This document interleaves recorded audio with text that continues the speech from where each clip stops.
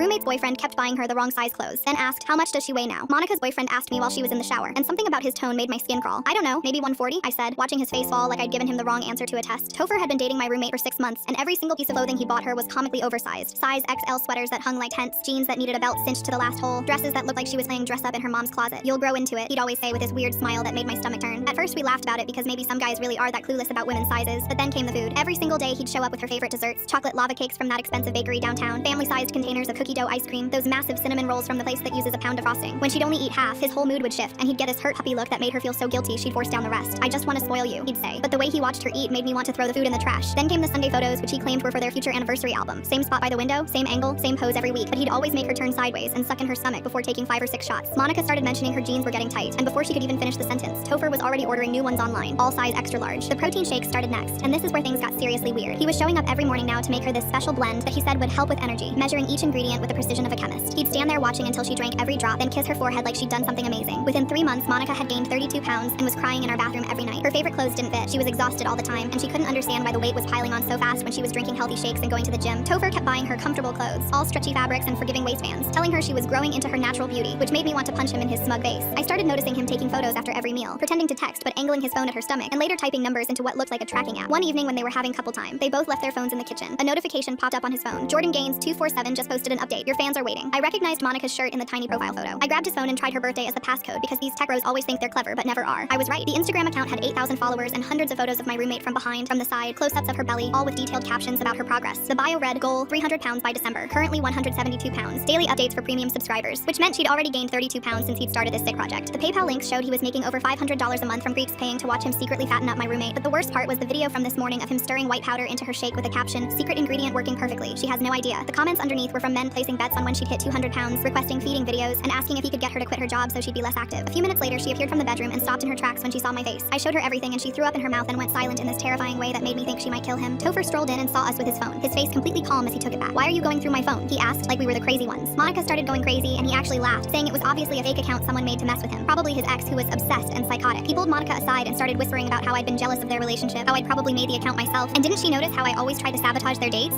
The gaslighting might have worked, except Monica had already noticed the protein powder container he used every morning had no label, and when she demanded to know what was in it, he said he bought it in bulk from his trainer and didn't know the exact ingredients. She started putting together other things like how he always insisted on making her food, how sick she felt when she ate anywhere else, and how he'd convinced her to cancel her gym membership for his better home workouts. We never got him to admit anything because he just kept denying and deflecting, but when Monica dumped him, he sent her dozens of texts about how she was giving up on becoming beautiful, and how he'd invested so much time and money in her transformation. Then an insurance letter about her coverage being under review came 2 weeks later, citing significant health changes, and that's when she knew for sure. She lost most of the weight in 4 months once she stopped eating his food, but she never found out if there were other girls before her, or if she was just the test run for something worse.